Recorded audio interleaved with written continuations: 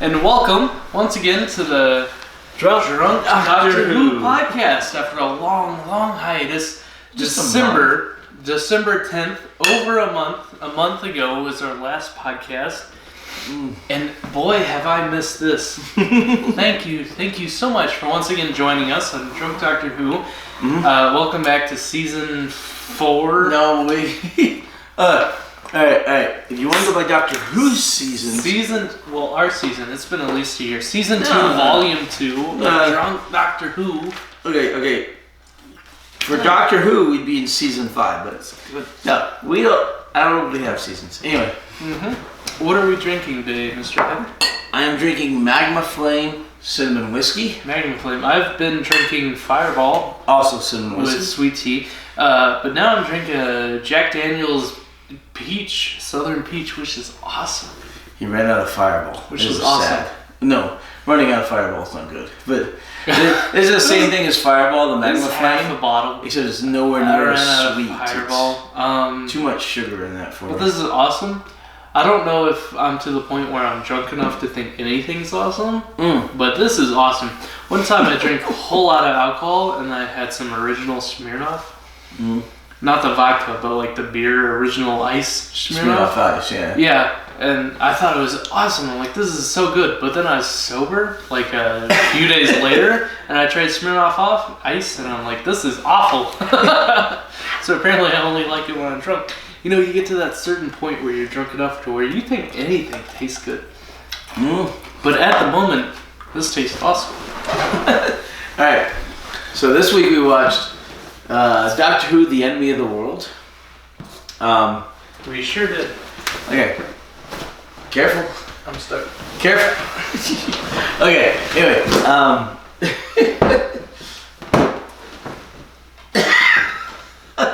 Jeez Louise. Alright. Who is Luis? Salamander. Okay. So, Enemy of the World. And this is a very wonderful and unique serial in Doctor Who. Very unique. Very unique. Because essentially, the entire serial was missing for the longest time. Deleted, wiped by the BBC during the junkings, but it was found in Nigeria or somewhere. Jamie. Yeah, Jamie Victoria, right? He's in black and she's in red. Okay, because the black marker ran out of ink. I need to get another black marker. I'll get us more markers. Well, I need to get more markers, yeah. Blue. TARDIS blue. I have a blue over there, right there. Oh, let's get blue. TARDIS blue. Okay, we're good. Alright. Anyway, so the serial was lost for the longest time, then was actually found. Beforehand, we only had the reconstruction. How was it found, Hattie? Somebody found it, I think, in Nigeria. Nigeria? I think so. Don't hold me to that. How? On the back of a bicycle? Oh yeah, I told you about that. They used to ferry them around Africa on bicycles, but somebody... Okay, there's this guy, I can't remember his name, probably because I'm bad with names. Probably because I'm inebriated. And, no, I'm inebriated. You're drunk. Oh, you need to catch up, Hatter. Well, okay, I have a higher tolerance than you do. Catch up. What are you doing with a pin? Did you chew on the end of this pin? No, I smashed it. Stop smashing the pin. Okay. Alright, my apologies. Anyway, okay. Okay, so the guy was looking for Doctor Who stuff, and he spent his own money to travel around the world and look for it. And he found...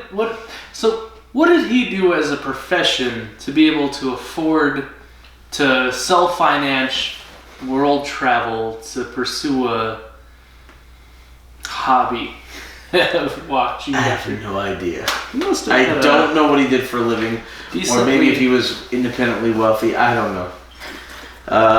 Today you'd like GoFundMe this or something. You know? I guess. Right. But anyway, crowdsourcing, yeah. Yeah. So this guy found all 6 episodes of The Web of Fear. Oh, the same guy. The same guy, which is the next serial. Web of Fear is? Yeah, I thought the we very already next serial. covered Web of Fear. Well, no. We covered, what was that one called? Abominable Snowman. No, what was the web one? the intelligence? Wait, The hive mind? The great intelligence is the abominable snowman. No, what was the thing with the web, though? The hive mind... The web planet. The web planet, yeah. Right, the web is that planet. the same, or is that removed? No. So the web of... The web of fear. The web of fear is different from the web planet. Correct. Different antagonists. But it has the great intelligence and the Yeti from the abominable snowman. It comes back. Right. That's next serial? The very next serial, yeah. Recovery. 6. Right. Well, there are 6... 5. No, there are 6 episodes of this 5 one. of which are reconstructions. Okay. 5 of the abominable snowman are reconstructions. 5 of the web of fear actually exist. Oh, all 6 of them actually exist. No, he found 6, but then lost 1 before he could bring it back. Oh, that sucks. How did he lose it? Well, he says he found, along with the enemy of the world, all 6 episodes. He found all 6 episodes of the web of fear, but somebody ran off with one of the episodes. I think number 2 or 3. We don't know, but it's the very first. It's the very first episode with the Brigadier. And you'll meet the Brigadier next serial. Reconstruct. So he's the most current person on the planet to have seen that live action. Well, I don't know if he actually watched it, but I know he saw the film case because it was on film. Hey, don't do that. You get... Alright. Now it tastes peachy. Probably. Because everything is peachy. Peachy King. Here's to you, the internet. Tastes better? Tastes very peachy? I think I like the cinnamon better. Alright. Cinnamon peach. I went to Golden Corral. I got some cinnamon apples. Which is weird. Is like a side, just a side of cinnamon apples. It's like what they put in apple pie minus the pie was just the cinnamon apples is like the stuffing to apple pie, which is a weird side. It's like a dessert side, like just cinnamon apples, no pie. Is the stuffing of the cinnamon apple pie minus the pie part? It's just cinnamon apples. By the way, Golden Corral during dinner hours, very expensive. I don't recommend it. It's not. Well, it can be good though. The prices vary determining on what time of day it is. Dinner time, it's like $15 a plate plus $2.50 for a drink. You go out to eat for 2 after tax, it's like $40 for dinner for 2. That's expensive. Well, it depends on the restaurant. Yeah, but for Golden Corral, it's like down here with the price up here. Yeah, but to be fair, the buffet's gotten a lot better. It used to be crap. Now it's pretty good. Now you get steak and yada, whatever, you know. I didn't see any steak. I saw pot roast, which was pretty good. I like the pot roast was probably the best thing I had. I didn't see any steak. It was okay. I don't think it was worth the $40. Okay, alright. And by the way, sorry for the hiatus or the month-long being We gone. were on vacation. Well, it was a holiday, Christmas, New Year's, Christmas, engagements. Oh yeah. Holden here got engaged to Sarah. He's wearing a ring on his ring finger like he's already married, even though he's just engaged. It's an engagement ring. Okay. Band. Men don't normally do that, but that's fine. You know if you want to do it, do it. It's cool. You know what? I switched hands. Alright. Why not? That's fine. Holden got engaged to Sarah, and I have to do something to keep the other girls away. Has Sarah been in? Have we shown Sarah on the film yet? No, she hasn't been on a podcast. Okay. She's been to movie nights, never a podcast. Okay. Not really into the Doctor Who. That's fine. Sarah's as cute as a button, just like Holden here. So they're gonna have the cutest babies in the world. I'm a super nerd. I love everything nerd culture, video games, TV shows. Sarah, not so much. I've been trying to integrate her with nerd stuff. So we played Minecraft. Integrate her with nerd stuff.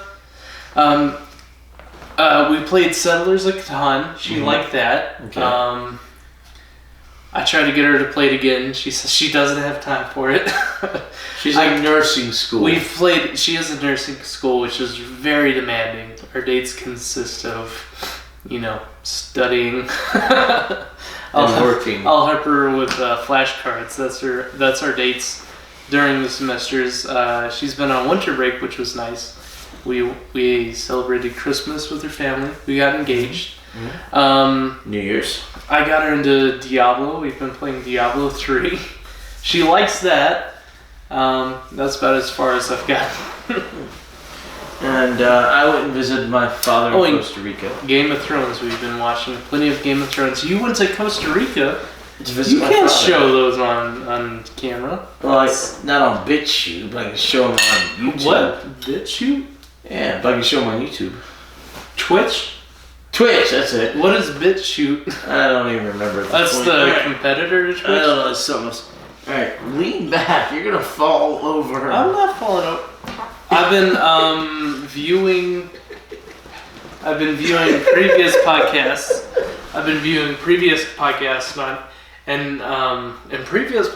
I've been inebriated. I've been slunched back in this couch, leaning over. It's not the best angle for me. Wait. Why are you worried about the best angle for you? Because I'm not attractive in these podcasts. This is my good side. Wait. Sitting on this side, right away, I don't have the best side. You're engaged. Why I'm the hell also do you want to slouching. be attractive? I mean... I don't. Okay, you're not on the market anymore. I'm not. Okay. Neither am I. I'm married. So You've been off the market for a while. Yeah, more than a decade. But I mean... Why? Get back. I'm not even sure if you're still on camera. Get in the chair. I don't know. Let me check. Once again, it doesn't friggin' matter what your attractive side is. I'm still on camera when You I'm sit on the floor. back there. Okay.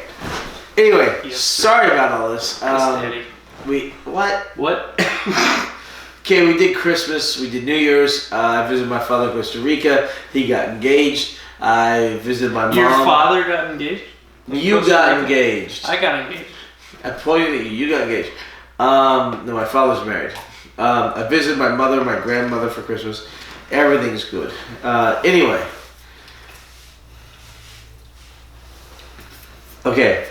Back to the actual Doctor Who serial, if we ever actually hit it. Okay. Our record, I looked it up. Our record is 1 hour and 58 minutes for the podcast. The camera only lasts 2.5 hours. Yeah, and our longest podcast so far has been just under 2 hours. Okay. With an average of about an hour. Our average is an hour for each podcast. I'd say $1.15, but okay. Well, we've had, an hour 15, hour 14, but we've also had plenty of, 48, 50, 40 minute podcast, 45. So it averages out to about an hour. Alright, this is organic. We've had over and under. We've had over and under, so our average is an hour.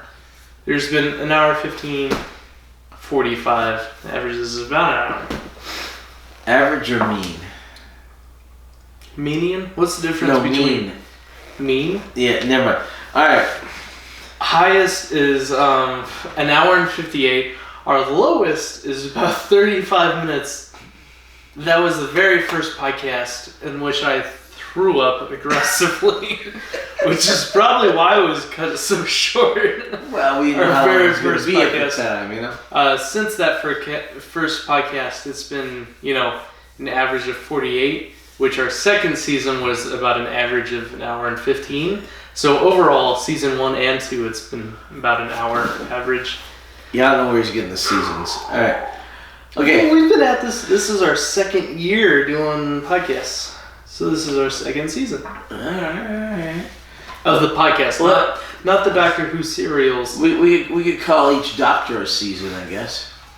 Well, every year we do a podcast. It's a season. Okay. Traditionally, a season is 1 year, of showtime. Okay. But podcasts are a little different because they're a year long. Like a television season is only within a certain season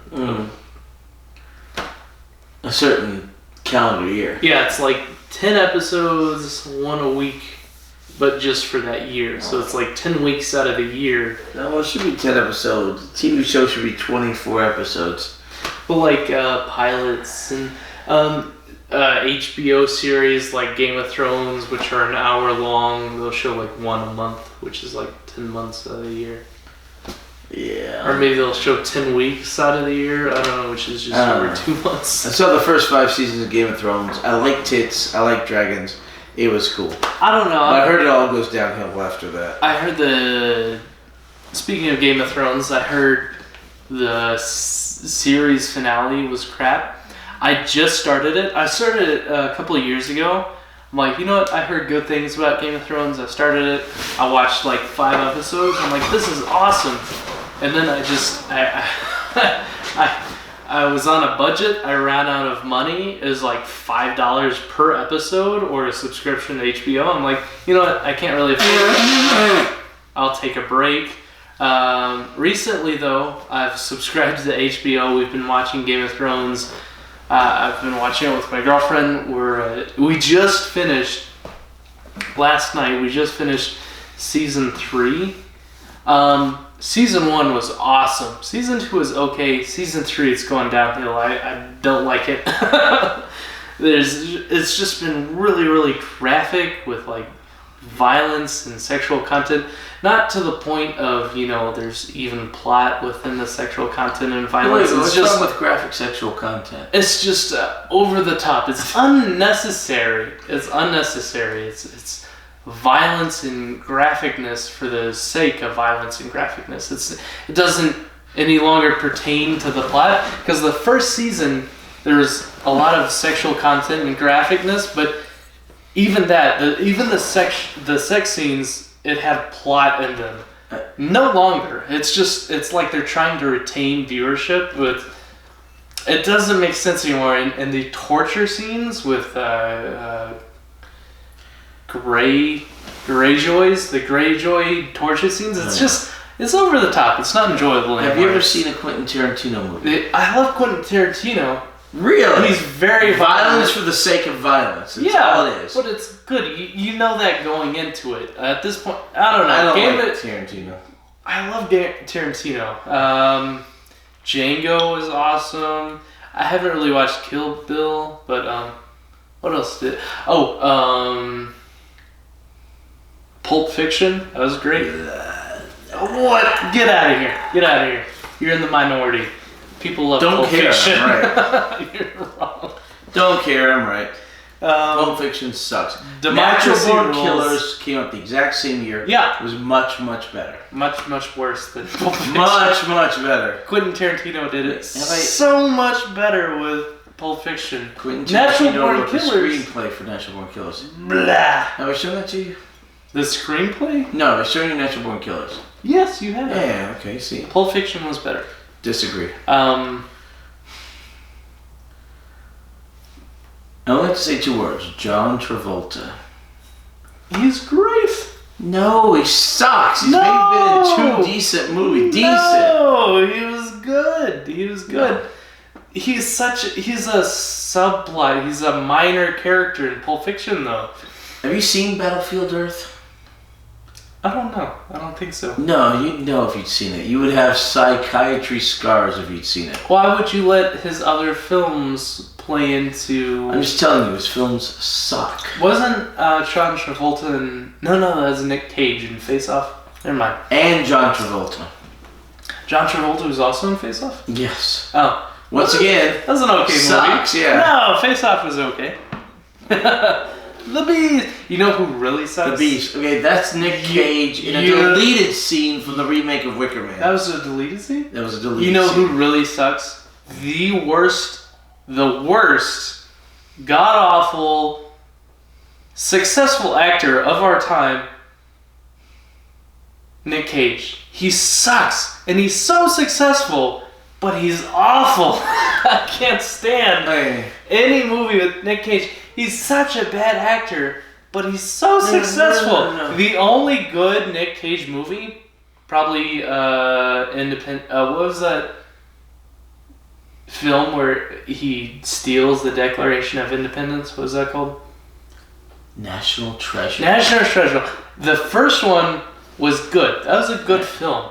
The second one, crap. Every other Nick Cage movie, crap. What's the ghost movie is with a fiery skull? Ghost Rider. Ghost Rider. The first one, okay.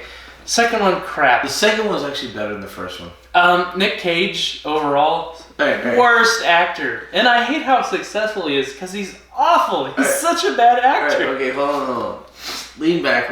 I'll explain this to you. Nick Cage is awful. And he makes so much money. John Travolta's awful. No, John Travolta is 100 times better than Nick Cage. I disagree. Nicolas Cage has been in some absolute turkeys, okay? But he's also been in some really good movies. Two really. Okay. National Treasure and Ghost Rider. That's it. Con Air. Yeah. Con Air. Haven't seen it. Raising Arizona. Haven't seen it. This is the problem. You haven't seen much movies. I would argue. As a millennial, this is my impression of Nick Cage. I don't know what movies he's made before my time. Within my lifetime, he's been a greedy B-movie actor who's doing it just for the money, taking B-movie plots, taking the paycheck, and dishing out horrible performances. To be fair, Nicolas Cage got a lot of debt. He bought a Scottish castle and a bunch of other stuff, and he needed to take any role he could to help pay the bills. And it's destroyed his reputation as an actor. But he's been in some amazing movies. Now, Declaration of Independence and Ghost Rider are good movies despite having Nicolas Cage. National Treasure. He's not what makes the movies good, though. Those movies are good despite him being awful. No, he's okay in them. He's not what makes the movies good, though. Okay, hold on. I disagree. Okay, hold on. Go back. National Treasure. Good movie. Okay. Good movie. Ghost Rider. Good movie. Okay. Raising Arizona is a good movie. Haven't seen it. Good movie. Made Nick Cage. What was the other one I said? I don't remember. Haven't seen it. Hold on. Con Air. Really good movie with Nick Cage. Mandy. Haven't seen it. Another good movie with Nick Cage. So basically what you're saying is he's a has-been. He used to make good movies. Mandy is recent. Now he makes awful movies. Mandy's recent. No, he's been in some really amazing movies. He's been in some turkeys. But that's fine. He does that. Anyway. Those are amazing movies are because of good scripts, good directors. He's not a good actor, though. Okay, I would also argue Knowing. I love that movie. But Nicolas Cage is in it. Fantastic movie. Now, he's been in some real turkeys. The remake of Left Behind every movie she's in sucks. Not every movie. Just about. Have you seen Vampire's Kiss? Yes. He was awesome in that. No. He's hilarious. It's so funny. Alright, but the remake of Wicker Man sucks. We know Wicker Man sucks. The original. The original's fantastic. Haven't seen the original. Sucks. Nick Cage is in the remake. The original is awesome. Cage sucks. The remake sucks. Leaving Las Vegas. Have you seen that? I think so. I don't know if I've seen it. He won an Academy Award for that movie, I believe. Academy Awards are all politics. No, hold on. Not a good scale of worth of an actor. All politics. Okay, that's a valid point. But he was amazing in the movie, and it was an amazing movie. All right. Seriously, amazing movie. I don't know. Seriously, but you are correct. Just a lot of the Oscars is political BS. But he was amazing in that movie. It was an amazing movie. All right, to timestamp the podcast and maybe a political tyrant. Have you seen Ricky Gervais's speech on the Golden Globes? The Golden Globes. Yeah, it was fantastic. It's going off on social media. A lot of people calling him out. I thought it was hilarious. It was great. My girlfriend sent me his introduction speech on the Golden Globes. Ever since I watched that, I've been getting non-stop video suggestions on YouTube of Ricky Gervais videos. So apparently I'm listening to his podcast now. Have we even talked about Doctor Who? Not at all. Okay. But that's okay. Okay, so timestamp. Today is the 13th of January, 2020. Happy New Year. Happy New Year! Happy New Year. Almost 2 weeks after the fact. Hey, we were on busy. vacation. We were Welcome busy. to season 2. Yeah, okay. And a half, 2.5, volume 3. Alright. Yeah, what season are we on? 4? I haven't. Oh, for Doctor Who? Yeah. We're in the 5th season of Doctor Who. 5th season 2.5 of Drunk Doctor Who. Oh, no, the second Doctor. Okay. Second Doctor, season 2.5, season 5 of Doctor Who. Right, okay. Welcome back. We've been on vacation. January 13th, Christmas 2020. holidays. You know what? Every single year, I make a resolution. Okay. New Year's resolution not to misspell the date. Every year I'd accidentally put last year's date when I'm putting my dates on paperwork. I make a resolution every year to not put the wrong date so it helps me remember. Mm-hmm. You know, it reminds me not to put the wrong date. Today I broke that resolution. I put 19. I put 1/13/19 on some paperwork I was filling out. Broke my resolution. I had to cross that out and put 20. It's okay. The moon did not fall out of the sky. Alright. So if I can quote our bloody Doctor Who serial. Quote it. I did. I said the moon did not fall out of the sky. That's a cool quote. Yeah, Salamander said that. Okay. Who did say that? Did the moon fall out of the sky? No. Anyway, okay.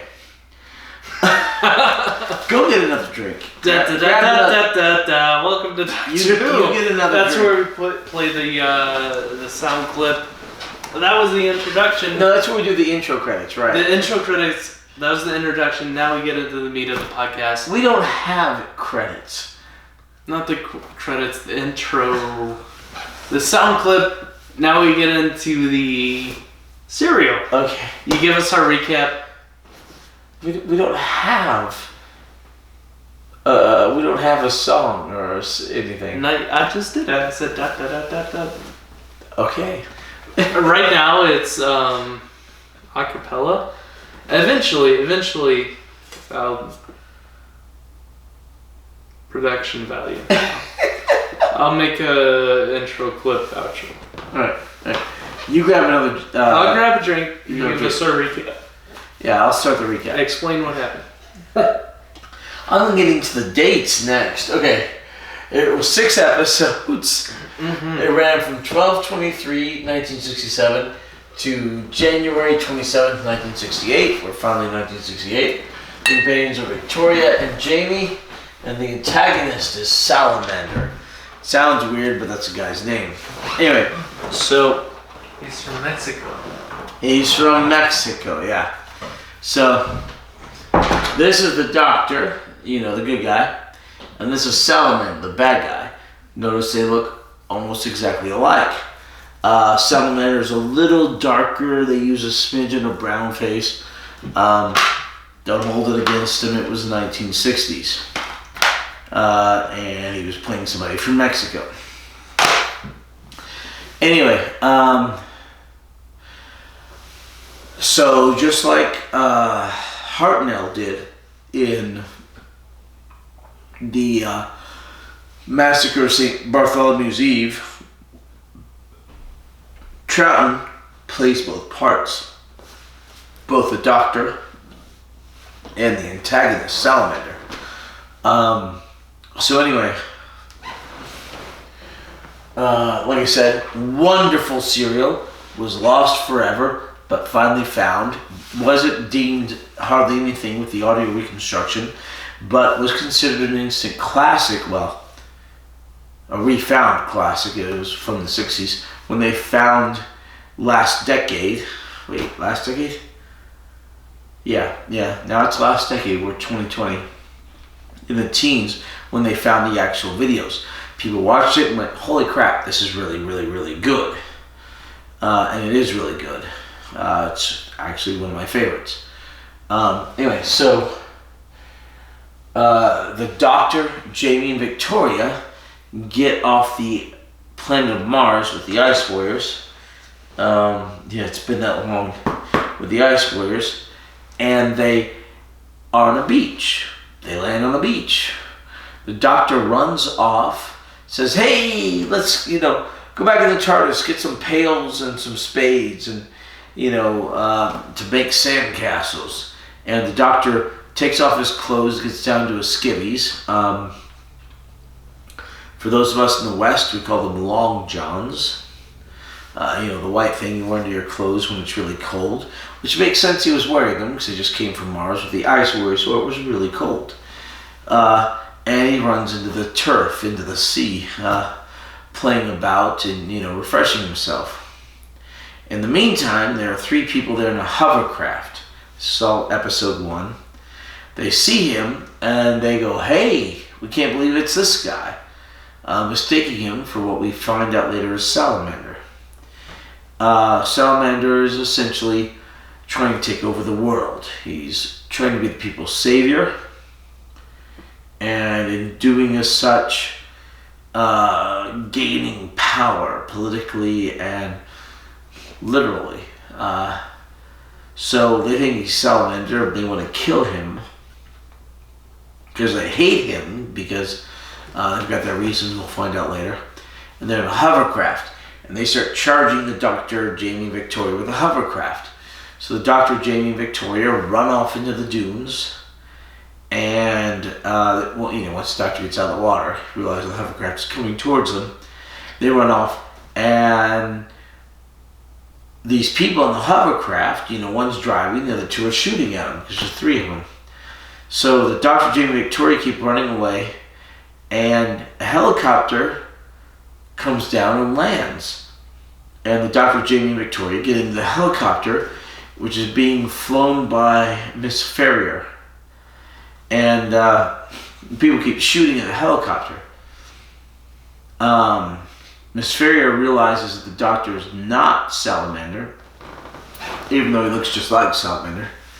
And they land at her personal cottage, which is near the beach, but some bit away. And, it's kind of not quite a lighthouse, but, kind of looks like that. And the hovercraft guys get back in the hovercraft, they start chasing them. They had shot a hole in the gas tank of the helicopter. So she manages to land the helicopter without it blowing up. They go into the cottage. Nice place, actually. And she's trying to convince them to help her do what she needs to do, which is go to her boss, Kent Giles, and help him with what he needs to do. The Doctor says, no, I don't think so, because she tells him it might cost him his life. That's an incentive, huh? So, in the meantime, the hovercraft guys get there, and they start shooting up the place, and one of them breaks in. She manages to subdue the guy, throws him against a window where he's shot by one of his companions who thinks he's the Doctor, i.e. Salamander. He dies. They being Ferrier, Miss Ferrier, the Doctor, Jamie, and Victoria, run out, and they're running along, and the other 2 guys decide, hey, we accidentally shot this guy, that sucks, but we need to catch them because that's Salamander. They still think the Doctor's Salamander, but we can do it faster if we get in the helicopter. So they get in the helicopter and they fly up, and the helicopter explodes because the gas tank was punctured by them.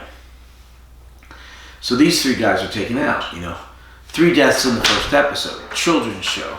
3 deaths in the first episode. Children's show. 3. Yeah. 2 on camera.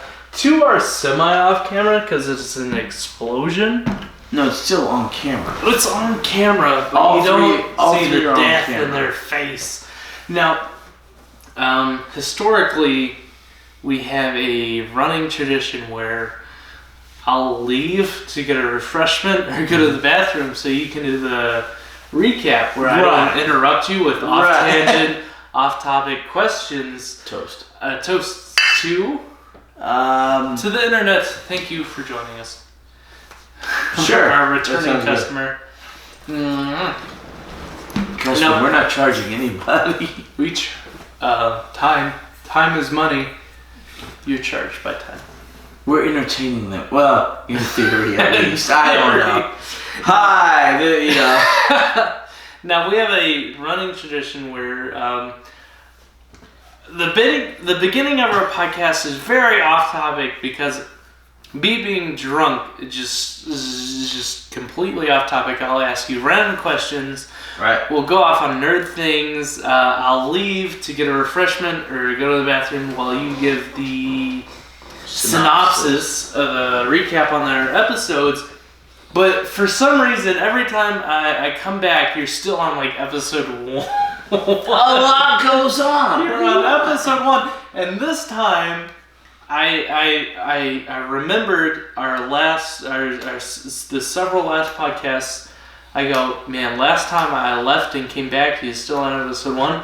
I'll take specific care to take extra long, going to the bathroom, getting a refill, getting drinks, getting my affairs in order, and I come back and you're still on episode 1. Lots of stuff happens in this I feel like I have to be present just so we make broadcast.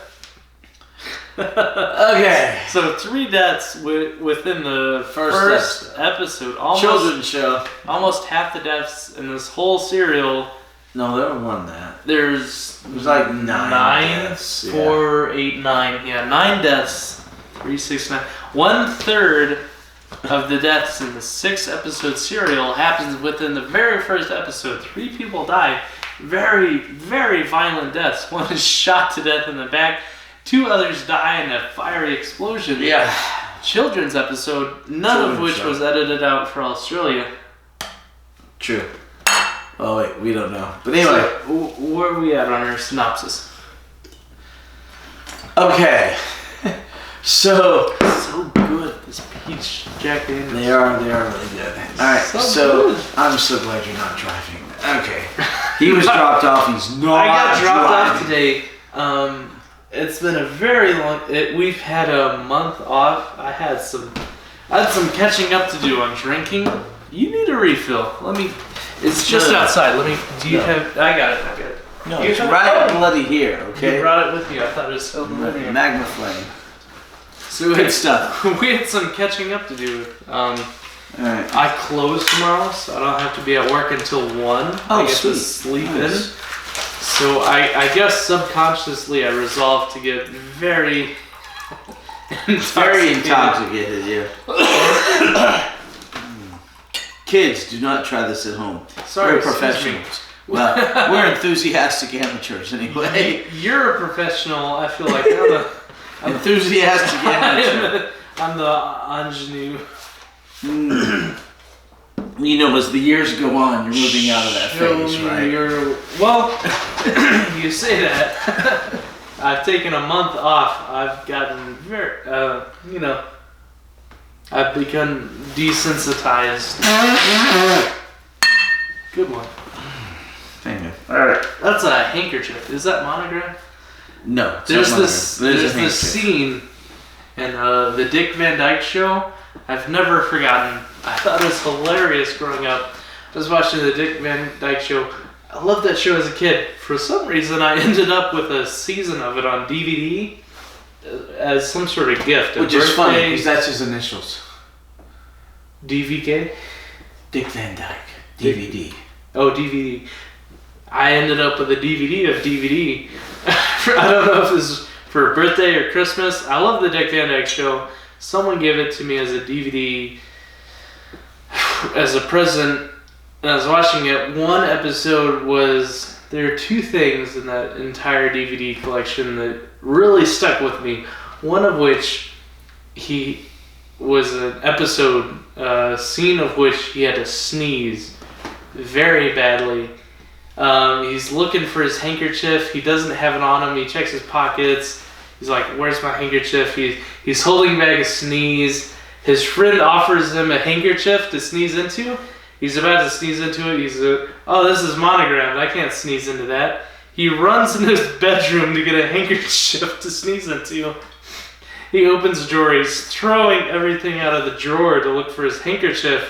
He finally finds a handkerchief of his to sneeze into, and he sneezes right before he's able to hold it up to his face. And I don't know why. It's a very dated comical reference. Handkerchiefs aren't really as popular, nearly as popular as they used to be. Like hats, yeah. Yeah, they used to be very popular. Everyone carried a handkerchief with them. Mm-hmm. Not really a thing anymore, but in the Dick Van Dyke era, everyone had a handkerchief. Some of them, very fancy ones, were monogrammed. His friend offered him a monogrammed handkerchief. He's like, "Oh, I can't use that. It's monogrammed." Won't be old-fashioned, but I carry a handkerchief every day. I still wear hats every day. A classmate got me a handkerchief, some monogrammed handkerchiefs with an H in them. I don't know what I did with them, but I used to carry them on me every day for me to sneeze into. Anyway, really funny show. You should watch the Dick Van Dyke is awesome. I used to watch it as a kid. He even showed up in the museum. What was that museum video with what's his face? After Dark, the After Dark museum at night. Night at the Museum. Night at the Museum. 2-3 movies in the series. 3. What was the actor? Oh gosh, hold on. Really angry guy. He was in the Friends. He was in He wasn't in Friends. He wasn't Friends. He made a guest. He used to date Phoebe in the Friends series. He was also in Balls of Fury. No, not Balls of Fury. It was the Dodgeball. He was in Dodgeball. Yes, he was in Dodgeball. Really funny actor. Does comedies. He was in Zoolander. He's in Zoolander. And Something About Mary. Anyway, really funny actor. He's in Night at the Museum. Dick Van Dyke was in Night at the Museum, the first one. Yeah, as Dick Van Dyke's. Along with Mickey Rooney as the retiring guard. Yeah, great cast. Great cast. Dick Van Dyke show. Great show if you haven't watched it. Black and white, dated, kind of like the black and white, and it moved into color eventually. It was awesome though. It was awesome. Well, what is his name? I can't. Ben Stiller. Ben Stiller. Yeah. Ben Stiller. I'm just so bad with names. Ben Stiller. Me too. Yeah. Anyway, not a great actor, but he's been in a lot of stuff that was pretty good actually. Kind of like Will Ferrell. Not a great actor. He's been in a lot of stuff that was pretty good. I think he's better than Will Ferrell. He's in. He's kind of on par with Will Ferrell. He's a funny actor. He's kind of a B-rated actor, but he just happens to be in movies that are way more successful than all those other B actor, B movie, B roll comedy character. He just happens to be very successful. He had a guest appearance on Friends. He's just a really funny guy. He just happens to be in much more successful films than these other people. No, I would say Will Ferrell's better. Between the Anchorman movies and Will Ferrell's the Lego movie. Anchorman, Lego movie. He's in The Office. He's had a successful... But I say that's... Dude, he was in Austin Powers. Will Ferrell was? Yeah, he was one of the guys, the one wearing the fez that gets thrown back into the fire, one of the henchmen. I don't remember that in Austin Powers. Anyway, dude, he was in Talladega Nights. But he was in Tim and Eric's $1 Billion Movie, so that counts against him. Tim and Eric is just... God, no. Tim and Eric, and then Eric and Andre are just these... Eric and Andre? Eric and Andre show? No. The Eric Andre show is... That's just the bottom of the barrel, Adult Swim, midnight television comedy awful television shows. I say that Will Ferrell, I'm not a fan. I don't think he's funny. He's funny in two things. He's funny in the Ron Burgundy Anchorman shows. Right. He's also pretty funny in Step Brothers. But other than that, I'm not a fan of Will Ferrell. In contrast to that, Ben Stiller, I'm a fan of Ben Stiller. I like Ben Stiller. Right. I think in between Ben Stiller and Will Ferrell is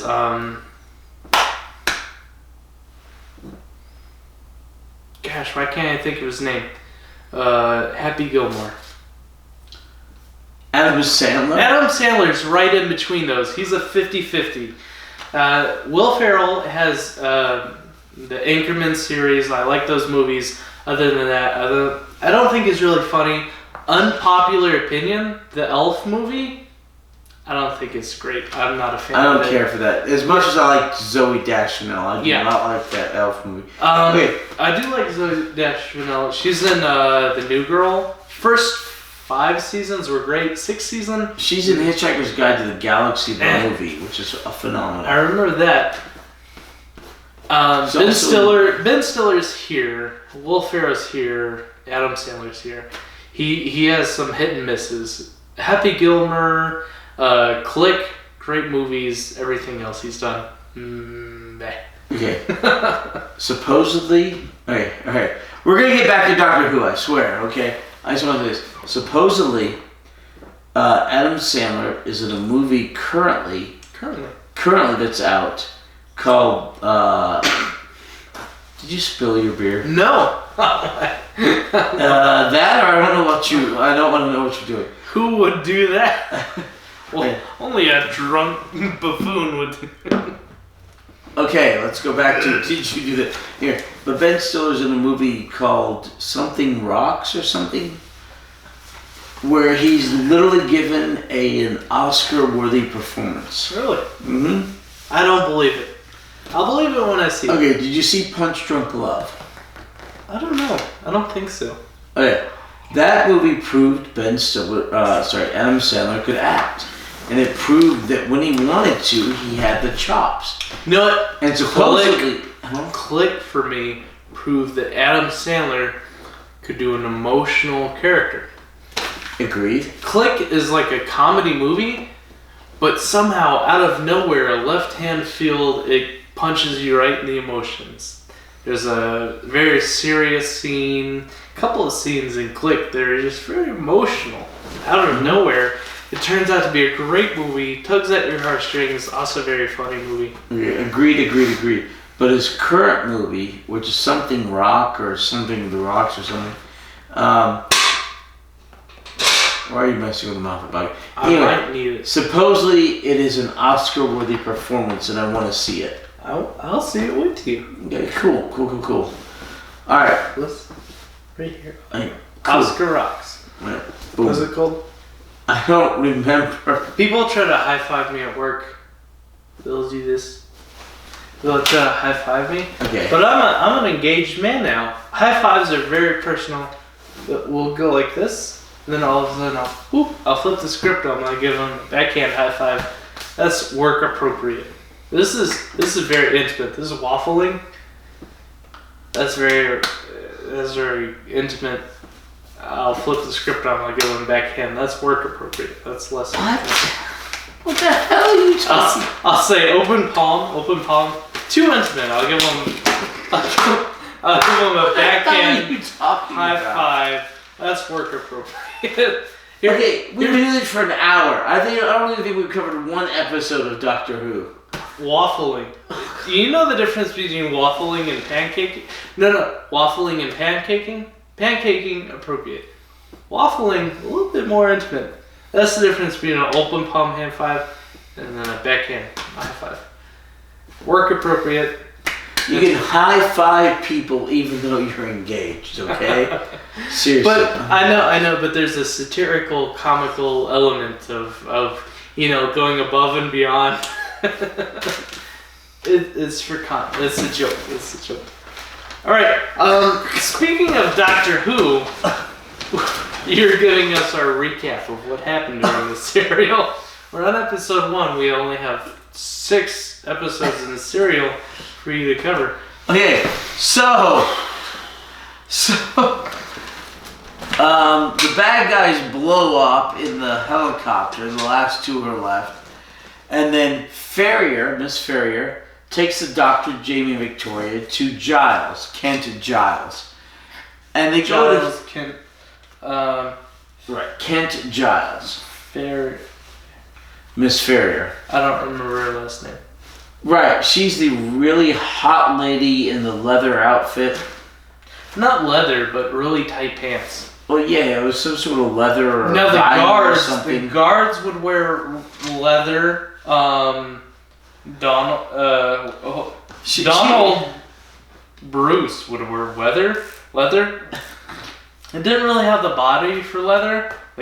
Some of the guards looked okay in leather outfits. Jamie McCrimmon, surprisingly, pulled off the leather guard outfit really well. Good looking guy. Donald, kind of a heavy set fellow, not real great in the leather. However, Ferrier, really tight pants, not leather though.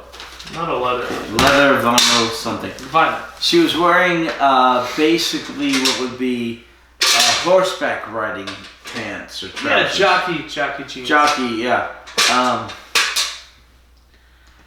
Anyway, so she was wearing that. She looks great. But she takes them to Kent Giles. Kent Giles says, "Hey, you look like Salamander. Salamander's evil. Salamander set me up. He discredited me. We need to take him down because he's trying to control the Earth, become the dictator of the Earth, even though he helped save the Earth due to overpopulation, which was a big concern in the 60s. Seriously, in the 60s, it was all overpopulation. Watch Soylent Green. Now, starvation is still a concern. Things like Tomorrowland commentates on political problems. Some people will call it social issues, some will call it economic issues, some will call it political issues of simultaneous epidemics of obesity and famine, starvation. I call it a political issue because we have third world countries that are suffering from starvation and famine, and they don't have enough food, but it's not because of resources. We have, world powers like the UK and America giving all these third world countries, foreign aid, political aid, third world country aids. It's because of political issues. They're involved in corrupt political practices. Like Africa has a lot of different countries in Africa will have political corruption, which will take this foreign aid and they'll just spend it on the political leaders, and then famished, impoverished citizens don't see any of that foreign aid,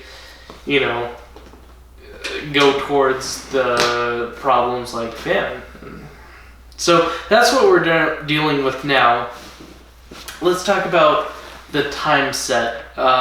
This is in the far off, distant future of 2018, which was a couple of years ago. Okay. The helicopter was dated, its inspection was dated for December 31st, 2018. Right, so it's somewhere 15, pretty 16, much 17, 18. Just about exactly. 2019. No. It expired in 18. It was set before then. So 16, 17, at 18. least a year ago, just about. No, at least 3 years ago. No, at least a year ago, probably more. At the very least, a year ago, probably more. But yeah, they're having a problem with food resources, which today currently is a political issue. Back in the 70s, 80s, 60s, 70s, 80s was probably, they were envisioning a resource issue, which was a social issue, economic issue. But in today, which is 2020, realistically is more of a political issue because of governments mishandling foreign aid. But back then, they envisioned it as an economical, social issue. So, but we have Salamander in the storyline, and visionary, kind of a, underlining dictatorship, pulling the strings, political strings, corruption, blackmail, but in the public view, he's a hero, someone who is solving the issue of famine and providing resources. Okay. Alright, give me a few minutes. Alright. In the 60s, overpopulation in the future was seen as a big problem. Like I said, watch Soylent Green. Or listen to Point Me at the Sky by Pink Floyd. In the end, it turned out to be for naught because industrialized nations, their population eventually levels out and eventually starts to decline. Look at Japan, look at most of Europe, look at the United States. Our population is declining. No. Look at the United States except for immigration and the Mormons. Our population is declining except for immigration and Mormons. Mormons, they have so many children. All right. In polygamy, not anymore. In the mainstream Mormon church, the most current, what do they call it? The person that interprets for God. The saint? Anyway, they say someone for the Mormon church. That's a religious issue. Political. Let's steer away from that. We're in a strictly entertainment podcast. I believe in the separation politically, United States, and the political structure of the country. It's outlined that there's a separation between government and religion. I believe there should be. I believe there should be a separation between entertainment and religion. What? Because there are a lot of podcasts and things, late night shows, media that really fall back on and rely on religious and political issues for their entertainment. I think entertainment and religion should be, those are two separate things. I think religion should be viewed in a very reverent thing. That's something, it should be removed from entertainment. Those are two separate issues. Because people that rely on religion and political issues as a source for their, like the media and mainstream Hollywood that rely on political issues for their viewer base for entertainment, they're really cutting their audience in half because, there's the right and the left. Why should you take a stand on politics when half of your audience is right and half of your audience is left? If you're in the business of entertainment, you should take a strictly entertainment stand, which is completely separated from politics and religion. You should just be in the business of entertaining people, not taking a stand on religious or social issues. Okay, I agree with you. Hollywood does not. Exactly. But anyway. So that's why I'm saying, Okay, but anyway. I was about to get into, you mentioned something about Mormons and religion and politics. I was about to go on a tangent and say my personal, but then I thought better. I was like, never mind. Let's just talk about it. Yeah. Give me about 10 or 20 minutes. All right. You take the stage. All right. You going to the restroom? No. I'll stay. I'll just stop. It's okay. Going Feel off free topic. to go to the restroom. All right. So. All right. Almost swallowed an ice cube. Okay. So anyway. Miss Ferrier takes the doctor, Jamie, and Victoria to Giles. Kent Giles says, hey, you look exactly like the salamander's bad,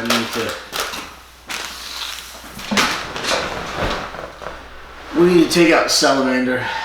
We need you to help us do it.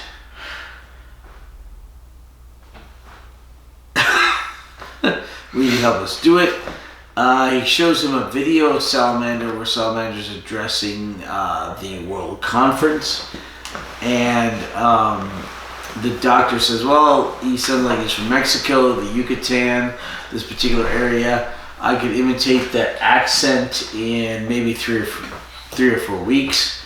Giles says, well, you better do it now because the security forces are coming.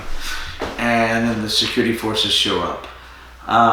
Which means Giles tipped him off, which was just a really risky, really awful strategy. I would have been really upset with him. Right. Because that was a huge gamble he took. Right. Giles did tip him off, and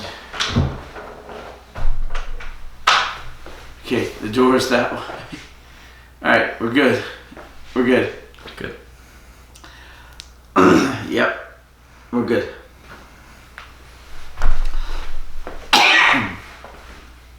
Okay, so Kent and Giles did tip off the security forces. They show up. Doctor pretends he's Salamander, and he fools the security forces, including the main guy, the main security force guy.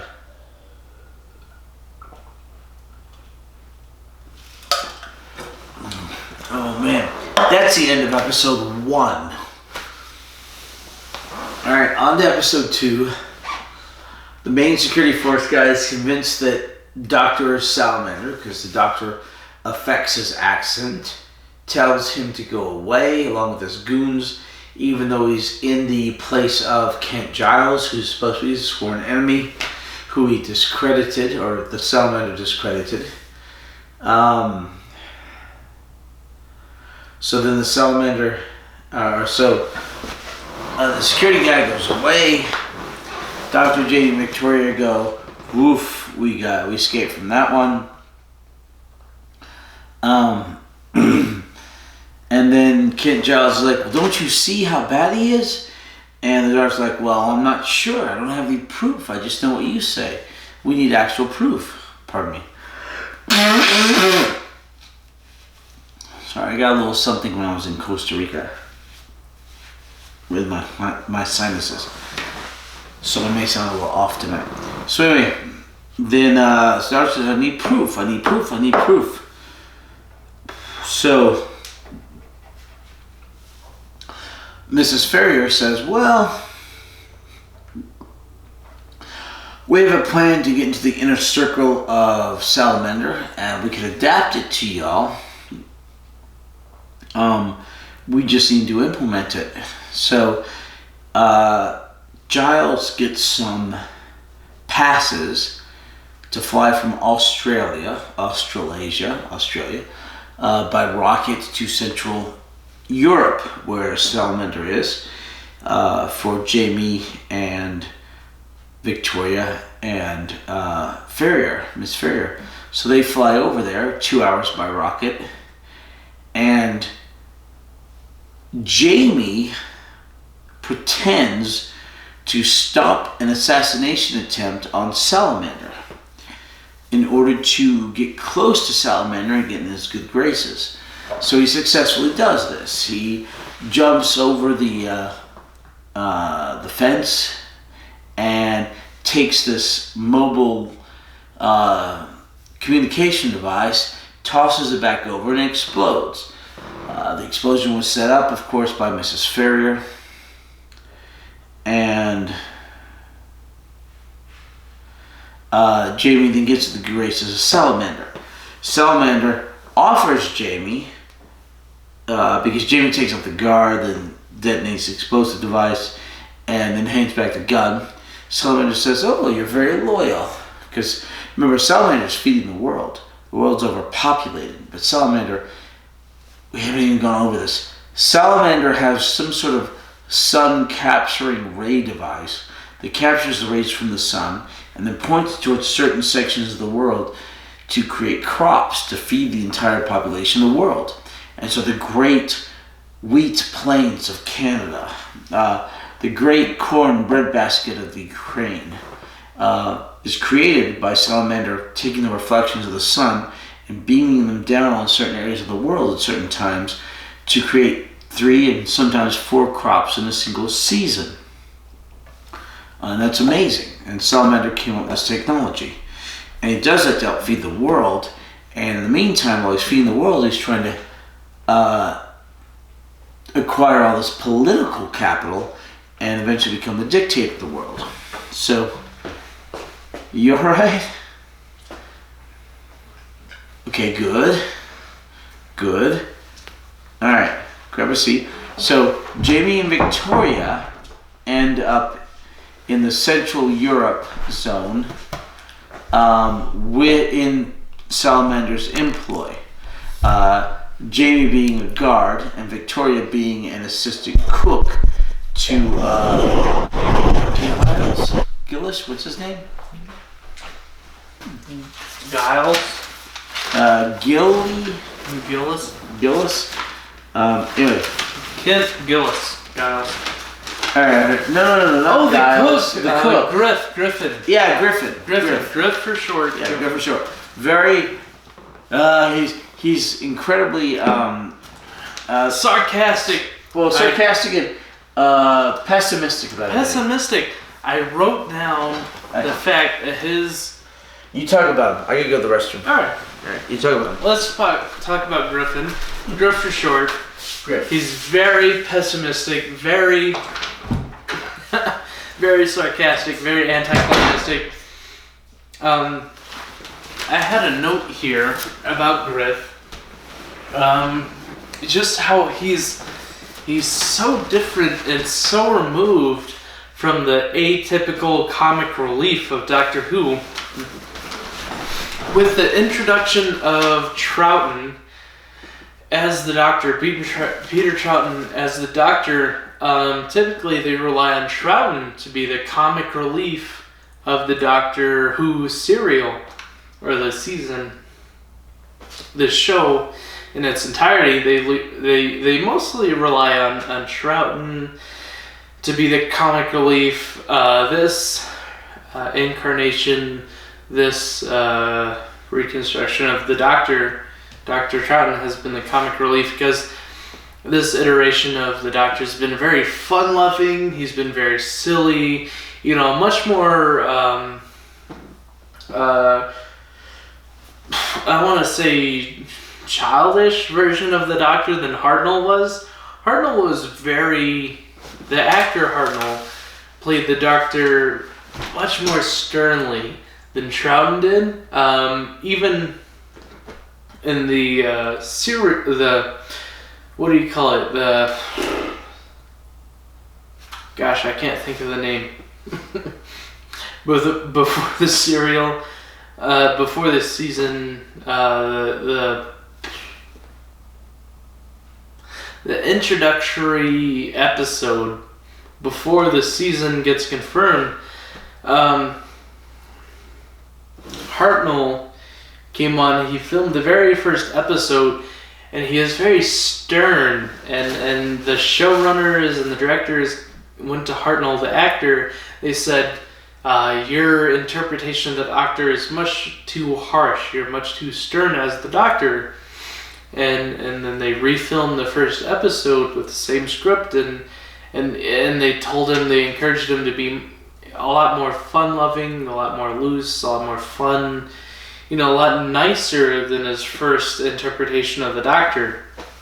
But even though, still Hartnell's interpretation of the Doctor was very harsh. He was very stern. He's loving and he's a little sarcastic, but he's still a very, very hard man. And then he got reincarnated as Troughton, and then Troughton, the actor, took on the role of the Doctor, and he's a lot more fun-loving. He's a lot more loose. He's a lot more childish. He played the recorder, and historically, in the past couple seasons, Troughton was the comic relief. And even at the beginning of the serial, he was very silly, he was very fun. He went, he stripped down, he went he is dancing on the beach. He ran into the ocean. He is having fun. Wait, we're past all that. Yeah. This was a callback, how Troughton was the comic relief. He was very fun, he was very silly. But then Griff, the cook, came into the show, and he was a different kind of comic relief. Griff, short for Griffin, he is very pessimistic, he's very sarcastic, he is very, very funny. He was a different kind of comic relief than we've ever seen in the Doctor Who serial, and I very much enjoyed him. He was probably my favorite version of comic relief in the Doctor Who show that I've ever experienced. He's funny. I really like the character of Griff, short for Griffin. Anyway. Yeah, so anyway, yes, so okay, once again, the serial was awesome once they found it, and it didn't translate well into reconstruction, so when they only had the audio, they didn't think it was that good. But with the video, it's fantastic. Speaking of the reason I believe, I haven't seen the reconstruction, but I've seen the video. The reason I think it hasn't translated as well is solely because of Troughton. Mm-hmm. Now, Troughton is a master of facial expression and facial, he conveys his emotions through his face so much better than any other actor I've seen on Doctor Who. And masterfully, we have one episode in the serial where Troughton plays Salamander, and he's talking to Binnick. Binnick, and Binnick, he says, Binnick is talking to Salamander, who's played by Troughton, and he's saying he's foiled these plans, and they shot Feria, and he's recovered this evidence, this condemning evidence against Salamander. He's very proud, and obviously Binnick is jockeying for this higher position of authority. He's been, butting heads against Donald Bruce, the chief of police, the security officer, and Binnick has obviously been in butting heads. And he's been, he's been jockeying for this authority and higher position, and he's trying to prove himself as someone, of authority and someone who's beneficial to Salamander. So he prevents this evidence that he's recovered. He's very proud of it. And Troughton, who's playing Salamander, just never mind his dialogue, never mind the script, just within his face, there's this one scene within just a few frames. He's facing Binnick, and he shows in his facial expressions gratitude. And as soon as Binnick turns his back and starts to walk away, quickly his gratitude turns into contempt, and you just see within Troughton's acting, within facial expressions, no dialogue needed, he so quickly turns from gratitude to contempt. It just conveys this character, and he's so good at acting. He's just he's mastered facial expressions. He's very expressional. He has the eyebrows, especially in his facial structure, his cheek muscles, just the way he smiles. He's so masterfully displays the Doctor as someone who's pure and innocent and childish and fun-loving, and he can also play this, evil dictator, Hitler-esque character of the Salamander, someone who's evil and manipulating and can so easily switch his expressions and manipulate people. Troughton's a great actor, and I took a note here. So far, Hartnell versus Troughton. I was talking earlier when you're refilling your beverage and going to the bathroom. I was talking to the internet about how Troughton and his facial expressions is so different from Hartnell's portrayal of the Doctor in his iteration. we had the very first episode, the pilot with Hartnell. He read the script, and Hartnell, as an actor, interpreted the Doctor as a very rough, elderly person, and he filmed that pilot.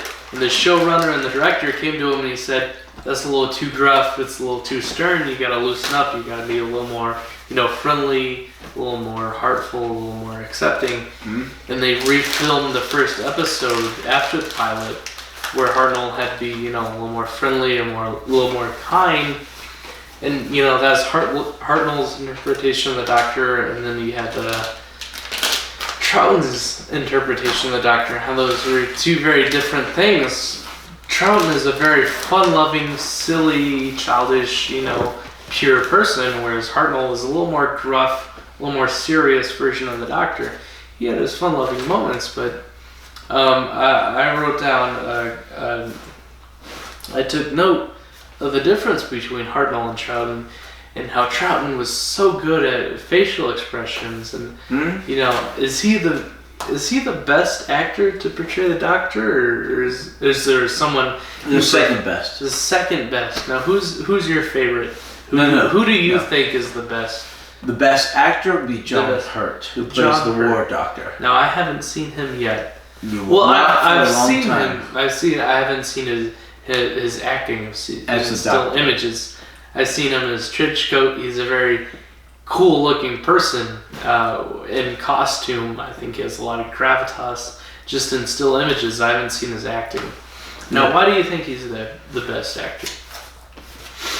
Versus Troughton. Why do you think he's better than Troughton? Because he's been in a lot of amazing roles in a lot of amazing movies. Alien, 1984, today but 2.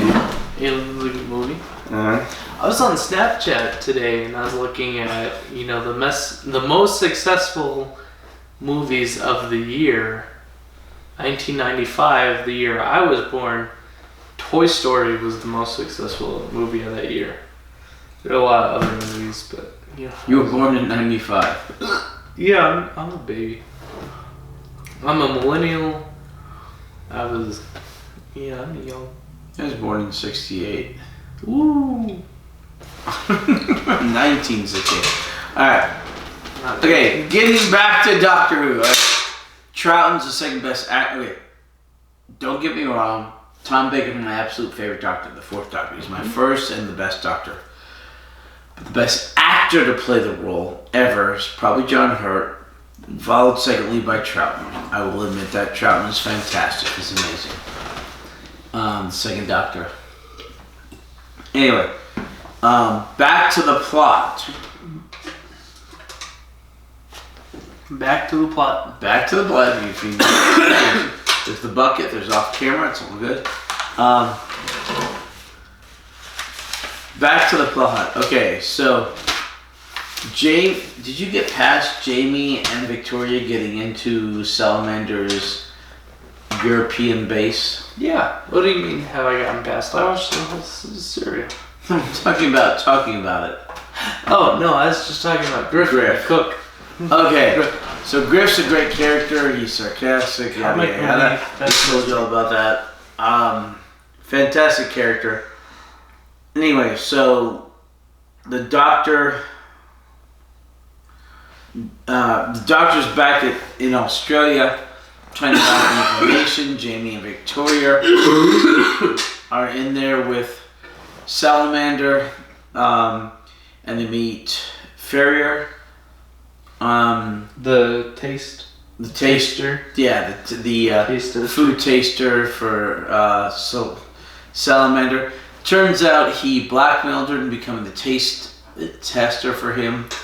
As apparently he does for everybody. He blackmails them to do what he wants. And he tells Frobish. Let me see. What's his name? Frobish? No. It's right here. The deputy of the European Fredrin. He tells Fredrin, "Hey, I've got all this stuff on you." And Fredrin's like, It's lies, which it was. Even though the blackmail he has for them is constructed, it's not even true. He creates these lies to blackmail them with. Right. False evidence, because he has so much power. Right. It's kind of the futuristic version of the United Union. It's the what do they call it? The United Zones. The Zone zones. Union. Yeah. United Zones. Yeah. The far off future of 2018, 2 years ago. Yeah. But anyway, so he's trying to bribe Federer into doing his will, which is to kill off Dinesh. Right. Dinesh, as he's killed off a couple of other zone leaders before and instilled his weaker blackmailed acolytes. So anyway, Salamander tries this and amazingly Federer does not go for it. Even though he has no spine at all. He has no spine at all, but he's not willing to kill a man because he'd have to kill Dinesh. He'd have to poison his food. He does not do it, and as a result, Dinesh lives, and then Salamander takes the same poison and poisons Federer and kills him. Which acts instantaneously. Yeah, it's pretty much instantaneous poison. In the meantime, Miss Ferrier is trying to help Dinesh escape Salamander's complex. Now that Dinesh has been taken under guard for being a traitor, because Salamander told him that there were going to be volcanoes. Ooh. I think there'd be volcanoes erupting, and he didn't believe me. He said those volcanoes have been active since the 16th century, the 1500s. And Sumner's like, well, they're going to erupt. And Dinesh is like, really? So let me check on that. And he goes to his guys, and then the volcanoes erupt. So that's when Salamander takes Dinesh in as a captive, says he's a traitor. Dinesh says, you must be doing this somehow. There's no way you could have known. Because my scientists did not think they would. They're not amateurs. And then Fendrin does not poison Dinesh. And then Salamander poisons Fendrin with the same poison. Oh my gosh, we're going through all this way too fast because you took up too much time. Then Miss Ferrier manages to get into the compound along with Jamie and Victoria. She warns them what's going on. And Fenrir, the taster for Salamander, has already warned Victoria to get out of the orbit of Salamander because it's not healthy. So they try to help Dinesh escape. Dinesh is then shot in the back while trying to escape. He dies, children's show. Mrs. Ferrier escapes. Jamie and Victoria are taken into custody by Salamander, who then flies them all to Australia. By this point, he has talked to the head of security, and then security was like, why the hell are we dealing with these guys anyway? Salamander's like, what do you mean I was dealing with these guys? And he's like, well, you were talking to them back in Kent's place. It's like, no, I wasn't. And they come to understand that there is a doppelganger, a duplicate for Salamander, which of course is the Doctor. So they go back to Australia with, by rocket, with Jamie and Victoria in tow, thanks to some low-level drugs. And Salamander heads towards his research station there. And they go, and of course, Miss Ferrier's head there. And, alright, What is the taste tester's name? Fenrir? Ferrier. No. Ferrier. Miss Ferrier is the. That's the taste tester. No. She's a lady in the suit. Yeah. No. You're thinking of Astrid. Astrid's the one in the. Astrid Ferrier. No. All right. What's the taste tester? Astrid. Oh, Ferrier. Miss Ferrier, right? Faria. Faria.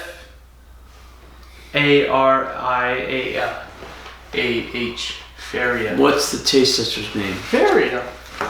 Astrid Ferrier is the one in the suit. Ferrier. Giles' assistant. Faria.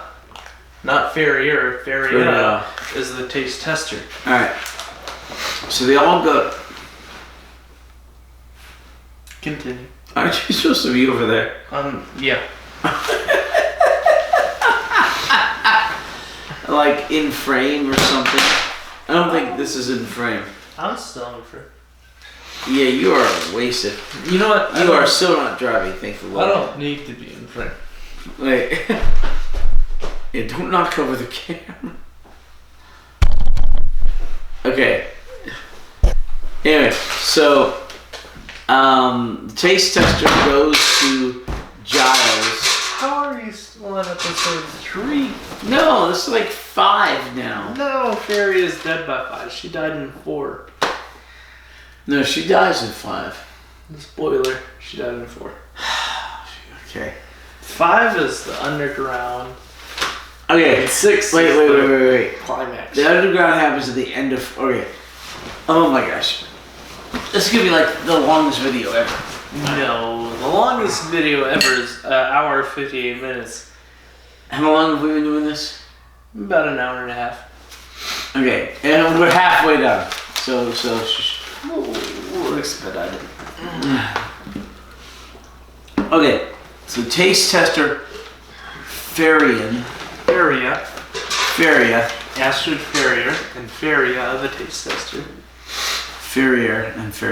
Okay, Ferrier goes to Giles and says, "Hey, look, I hate him. He blackmailed me into being a servant, his taste tester. I have these documents which will prove that he's evil." That's the doctor says, 3. Huh? That's episode 3. 4. 3. We are in episode. Anyway.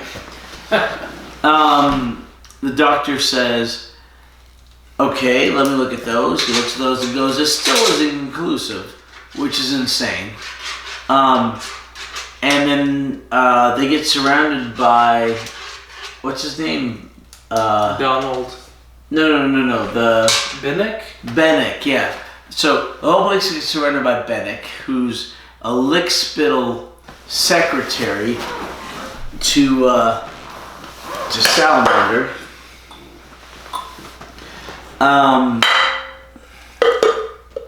Oh my gosh. jockeying for position, Right. authority position over Donald, which Donald is Salamander's second in command, chief of police, which Chief of security. Bennick does not like taking orders from. Correct. The actor who plays Bennick, we will see again, come Genesis of the Daleks in the 4th Doctor serial. And I think again, once more even later. But anyway, so Bennick tries to root them all out because he suspects something. They slide down the ventilator shaft, except for Miss Ferrier. She hides under the desk. She stays behind. Right. They all scramble. The doctor and Giles get away. Ferrier was under the desk, but what's her name? The taste tester? Faria. Faria gets shot. Right. Faria. She is shot in the back On by her a guard escape. trying to escape. She dies. Children's show. It's like the. And Bennick picks up the file after trying to get her to tell who's the other man with him, which of course is the doctor. She says, yeah, you'll find out soon enough. She dies, he picks up the file, and he takes it back to Salamander. Alright, this is the scene in which he gives the file to Salamander, which you were talking about earlier, that Troughton is such a great actor and showing the facial expressions as Salamander towards Binnick. Yes. Alright. Okay, give me a second.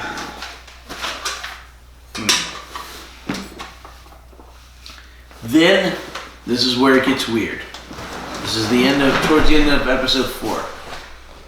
So, Salamander secures himself in the records room. In the records room, he turns a bunch of dials and knobs and computer bits, and there's a transport device which he gets into.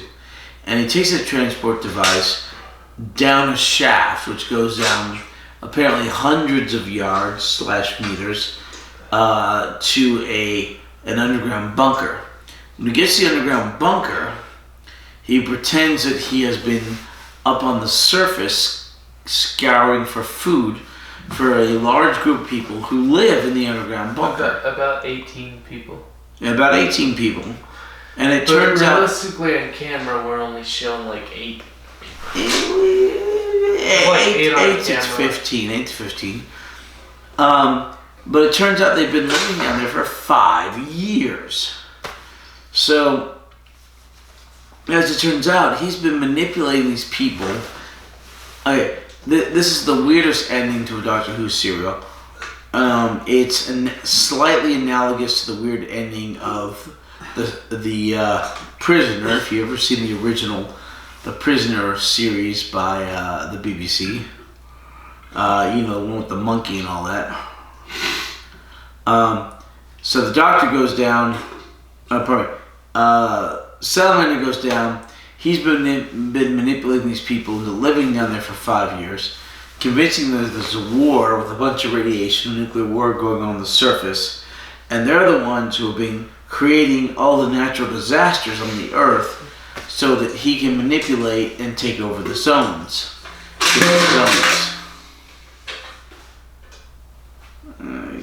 Get a towel.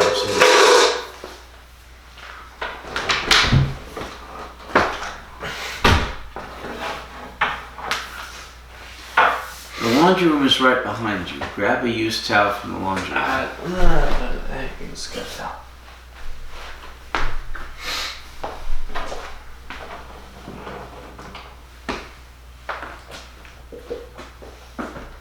He's out of practice drinking.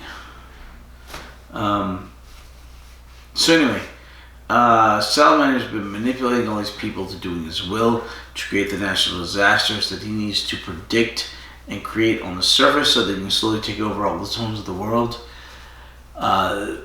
Eventually, one of them finds a piece of newspaper and doesn't believe him because he believes the newspaper has shown that what Salamander has said is happening above is not happening, which is true. And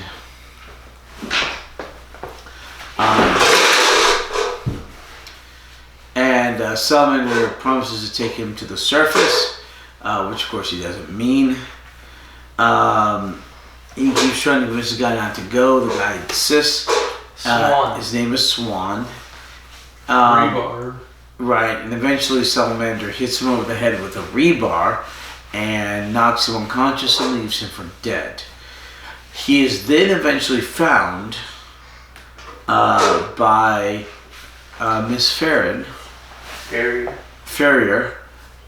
which is funny because she only found him because she was running away from all the other stuff that was going on. And she said, who did this to you? And he's like, Salamander. She's like, Salamander? So they eventually figure out that Salamander done all this to all these people down there. And Swan is dying, but he makes her promise that she will help the others escape to safety, which she does, as literally he's dying. She swears it. Like, there's a lot that goes on in the serial. So 6 episodes. Well, yeah, there's still a lot. There's no padding in this stuff. None at all. 2 more than average, but like No. plot. A lot of them. Wait. The last several serials have all been 6 episodes. That's true. So she ends up going down there, finding the other survivors down the shaft with the same transport. She says, look, he's been doing this to you. It's not the way you think it is. She proves that his Geiger counter radiation undoer is fake. And they believe her after some help from one of them. And then she starts to lead them up to the surface, 2 at a time, because that's what the capsule can hold. They get up there. In the meantime, the doctor is being confronted by the security head, and he convinces the doctor convinces the security head that he's not a threat and that Salamander has problems. The head of security then goes with the doctor into the research center, and the doctor is showing him that they've been doing catering for 30 when there's only 12 people there. The other 18 being down there in the deal. So, in the shaft. So, all that food's been going down there. Salamander's been taking it down there for them. But it's all been hidden in the books. So, the doctor then proves to the security head that something's amiss, and they go confront Salamander. In the meantime, Giles confronts Salamander in the caves. And it turns out Giles had helped lead all those people into the bunker. He was in on it the whole time. He was also a bad guy. He's trying to convince Salamander to take him back on board, even though Salamander had rejected him at this point. And everybody realizes this about Giles. And Salamander ends up shooting Giles to death. Children's show. You okay? That brings us to like the 7th or 8th. Alright, careful. Alright. Ooh, he is wasted. Alright. He is not driving. You hear me? Not driving. Someone's picking him up. He did not bring his car. He was dropped off. Alright. Now we have a guest room. Thank the Lord I live here.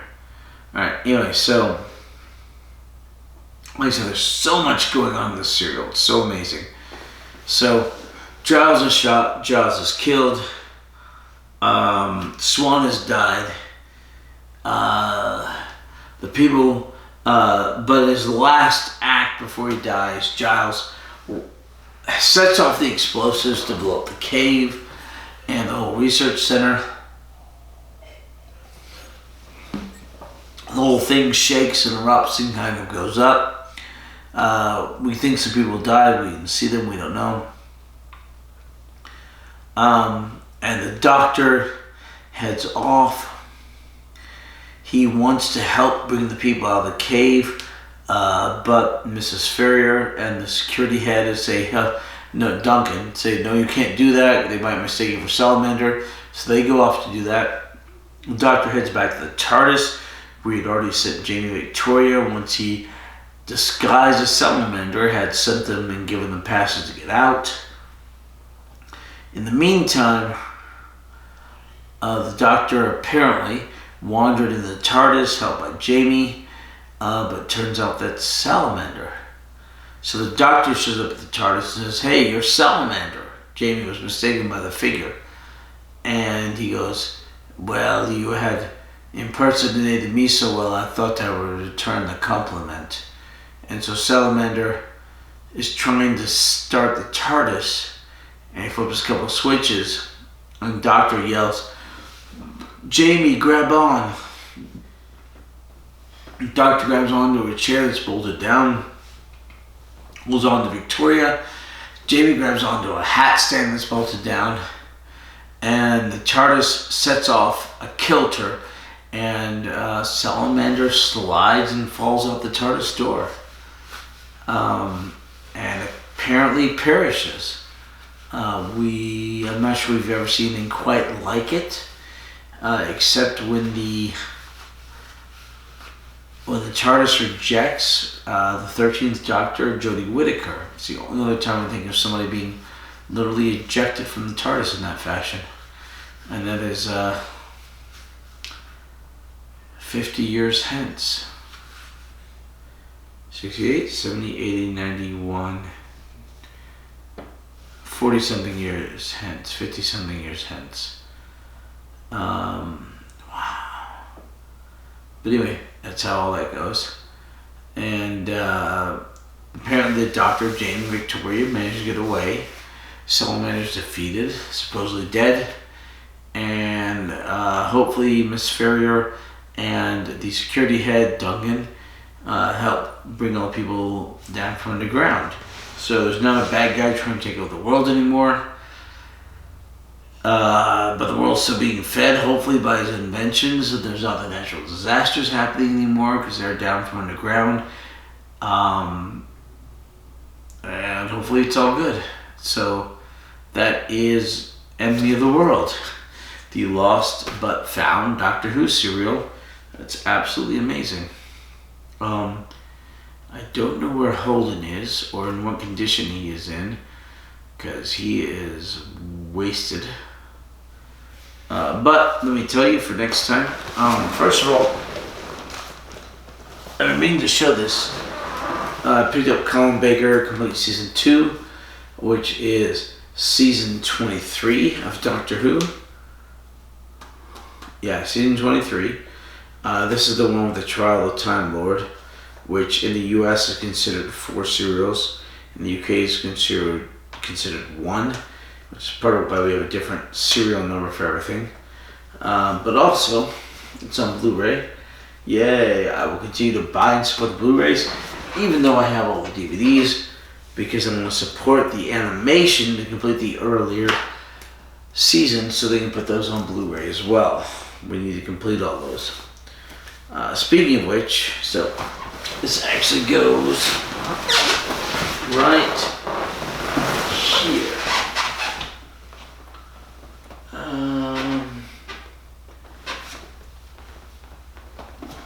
Right there, Trial of the Time Lord.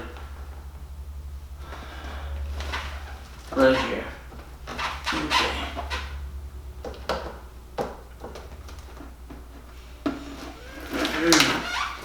Alright, it goes right there. I'll move the rest of this later. Anyway, so next time we should be doing the Web of Fear, where the Yeti come back and the Great Intelligence, and that is almost all existing. There's one animated episode. Well, the animated one exists in its animated form. Are you okay? You know. I'll take that as a somewhat. Somewhat. I've been better. Drank myself a little sick. Okay. Yeah, I saw that. I'm hoping it was off camera. I mean, off camera. Sun came up. Lissa came in, very concerned. What a sweetheart. I played it off. I said, "Oh, I'm just doing dishes." Just doing a bit of dishes. In reality, sun was coming up. It's been a while. We had a month off. Yeah. I've been sober for about a month. That's making up for last time. Exactly. Drank myself a little bit sick. Yeah. So, where are we on the synopsis? Where are we on the I'm done, actually. Good. So I was explaining the next serial is The Web of Fear. Web of Fear. Where the Yetis come back. Return of the Yetis. Very excited. And the Great Intelligence. The Great Intelligence. And the one after that is Fury from the Deep, which is being animated. All the episodes were lost, but it's being animated. It probably won't be animated by the time we watch it. I'm hoping it will. Okay. We may. We did take a month off. Wait. To let the BBC catch up. We may do the Adventures of Time and Space. Mm-hmm. And the and the Macroterra. They'll give them time to clean up to allow Fury from the Deep to be released. But we'll see. It depends on when it's going to be released. Movie night, the Macroterra, Adventures in Time and Space. Hopefully there'll be time. And Web of Fear. And maybe. So maybe we'll be able to see it when it's actually released, and we want to come back to it, but we'll see. We tried that for the Macro Chair and it didn't work. Mm-hmm. Anyway, so do you have any other questions? Well, I've drinking a bit of. You've drunk a good bit. Yeah. And a bit of excess. Right. I'm a little far gone. So I just have a few questions. We covered. What are your questions? We've covered a couple of my notes during the synopsis, including Griff and the difference between Huttnell and Troughton. And Troughton is facial expressions and your impression of the best actor to play the Doctor versus the second best. We talked about the far-off future of 2018. One question I had was when Jamie McCrimmon was, making a ruse to gain the confidence of the salamander, and how he snuck his way into the compound when the salamander was meeting with Dinesh and Fedorian, and how Jamie came out of nowhere and he threw the communication device. The communication device of Salamander with Astrid and a ploy, and Astrid set off an explosion as a ploy to say that the communication device was an attempt on the life of the Salamander. She set off an explosion, and Jamie McCrimmon played it off as to say that there's an explosive device and the communication device as a ploy on a try of the life of the Salamander. They said, "Ooh, there's an explosive device in your communicator, Mr. Salamander. I snuck past the guards and threw the communication device to save your life, Mr. Salamander, because I believe you're, the only salvation for mankind." Right. How did the Salamander not have any questions as to Jamie McCrimmon and how he knew there's an explosive device in the communicator? Well, the communicator exploded when it was thrown out. Yes. And he accepted that, even though it was set up by Miss Ferrier. Yes. Now, how did the Salamander not question how Jamie knew there was an explosive device? Well, Jamie said he overheard two men talking about it. And Salamander was willing to believe what Jamie heard because of his actions, and he believes in his own naively, ego. He put no investigation as who these two men were that Jamie claimed to have Jamie's overheard. actions appeared to save Salamander's life, and if you saved my life, I'm willing to believe a lot of stuff from you. But you put no investigation as to who these men were that put a try on your life, who tried to assassinate you. He just was willing to accept Jamie McCrimmon's testimony at face value, and then all of a sudden he appointed him as a guard, personal guard, with no questions as to how Jamie came to know that there was an explosive device in Salamander's personal communication device. Right. There's a lot going on, and a lot of stuff was skimmed over, and this was one of it. It just had to work that way for the plot. Without it being 10 episodes, And this Doctor only has one serial that's 10 episodes. Now, one thing, Ferrier, the personal taste tester of Salamander, referred to the Salamander as Brujo, which means sorcerer, and his, we think, Spanish? Right. Dialogue. She says Brujo in Spanish, which is Spanish apparently, what Salamander says for sorcerer. I don't know that for sure, but that's what it said in the serial. Why does she refer to him as sorcerer? Well, because he's a manipulator, he's a blackmailer. Why does she specifically refer to him as sorcerer? Because he's manipulating at the time, Fenderher? What's his name? Fedorian and Feria. Because she's manipulating Fedorian. And Feria.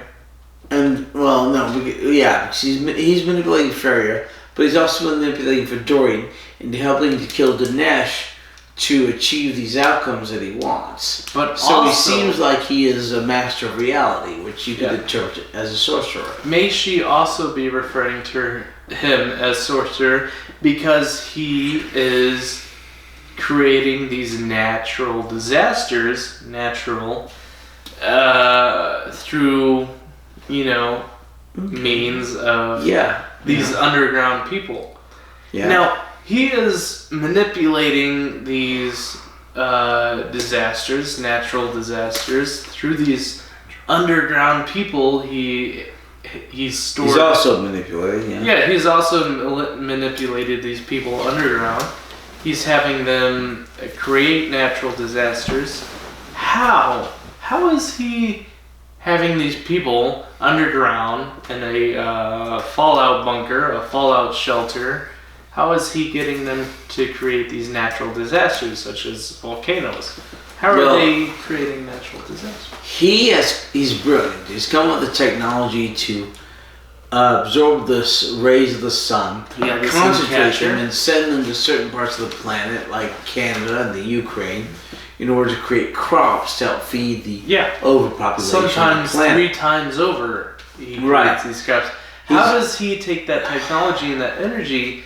How does he get these underground slaves, these manipulated underground fallout shelter people, to create natural disasters with that technology? Well, obviously he's brilliant. He has created devices which can create natural disasters, earthquakes, volcanoes, etc. But why does he need them? Why does he need these underground people? He has manipulated them into doing these acts to quote-unquote affect the war that he's told him is happening above ground, the war. But why does he need these people when he has this technology himself? Why can't he just create these natural disasters himself without needing these? First of all, he's up on the surface doing his thing. So he says, hey, you're going to have these earthquakes erupt, these volcanoes erupt. Mm-hmm. You need to do something about it. The guy doesn't, and then he takes over the area. He needs these people down below to create these natural disasters for him under the auspices that they are helping with the war, so that he can then move in and rescue that zone so he can take over that zone politically. So he can slowly but surely become the dictator of the world. Cool. One thing I noticed was, still several serials later, I still have a great appreciation for your new television. Oh, thank you. I didn't have a whole lot of notes for episode 3. I just wrote down, what a lovely television you have. It's very large, large television. And it's 4K. 4K, awesome. Great detail. Mm-hmm. I just wrote down, what a lovely television. What a great way to experience the Doctor Who show. People on their little cathode tube, tiny televisions. Cathode ray tubes. They didn't have as much detail as we do now, which leads to some, very funny stage directions. We have a lot more detail, a lot larger televisions than they had then. People creating, television shows could get away with, subtle details on these tiny televisions, where now it's a lot more obvious. It's it's a lot less subtle now. Mm-hmm. Like Hartnell's doppelganger, the Daleks created these this android, which supposedly looks exactly like Hartnell's version of the Doctor. The very first episode in that serial, they had the Doctor face to face with his doppelganger, this android, was played by a different actor. They thought they could get away with it on these tiny television cathode ray tubes. It was very subtle. You couldn't really tell. You couldn't really distinguish the difference between these two different actors. But on a much larger, much more detailed 4K television, it's a lot more obvious. The following episode, they got the same actor, Hartnell, to play both parts. But in the first episode, it was two different actors. So there's a lot of these different subtle differences. But what a lovely television. It's a very different experience watching the Doctor Who show on a much larger 4K, much more detailed television. Thank you. Which I appreciate. Lovely television. Thank you. All right, what are the questions you have before we literally run out of time? Episode 5, very straightforward. You said write down these different plot points, which we covered in the recap. I said, what notes? I don't have any questions. I wrote down plot points. Not really a whole lot of questions. Episode 6, however, we covered the underground prisoners. At the very end, we had the salamander barge his way onto the TARDIS with the Doctor. Actually, the salamander was the first person onto the TARDIS after the companions, other than the Doctor. He was impersonating the Doctor. Similarly, the Doctor impersonating the salamander. Salamander snuck his way onto the TARDIS under the guise of he was the Doctor. He went onto the TARDIS under the ploy of being the Doctor without saying anything. And Jamie, took the salamander as being the Doctor. He said that the salamander pretended to be very exhausted playing the part of the Doctor. Jamie McCrimmon, seeing this person, assuming it was the Doctor, said, "Oh, you're very exhausted, you're very tired, well, let's get out of here." And Salamander just kind of nodded and gestured and employed Jamie to operate the TARDIS himself, which made Jamie suspicious. Yeah, he's like, "What? Me? Operate the TARDIS? You said no one other than yourself should operate the TARDIS." And then the Doctor himself came on and he's like, "You're a fraud. You're the salamander." The salamander said, right. "Well, impersonation is the greatest form of flattery. You impersonated me, and I thought I'd return the favor." There's a struggle. The TARDIS was thrown into action. They're moving off into time and space.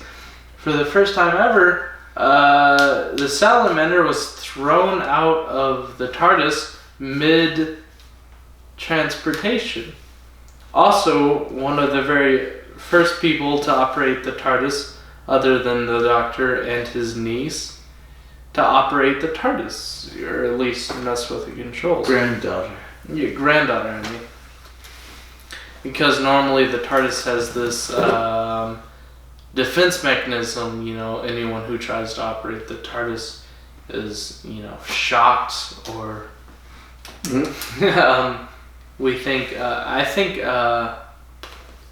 what was his name? The Doctor's very first companions. Okay. That would be... Before Jamie... before everyone. It was from the first serial. Before Victoria. Yeah, from the first serial. That would be oh my gosh, I'm so bad with names. We're too drunk.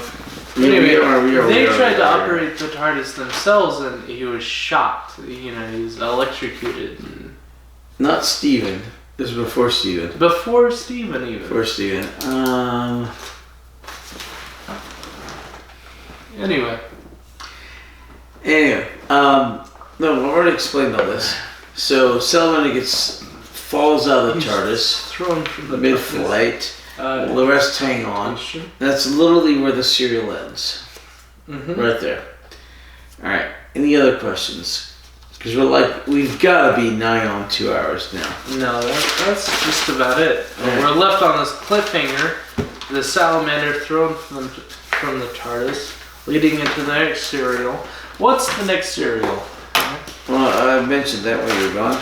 Oh yeah, the Return of the Yetis. The Macra Terror. No, wait. Hold on. Sorry. No, not the Macra. Return of the Yetis. The Web of Fear. The Web of Fear. Which are the Return of the Yeti and the Great Intelligence. And then after that, he didn't show up again for a long time. Long time. I apologize for the quality of this podcast. We don't have the hindsight, the magical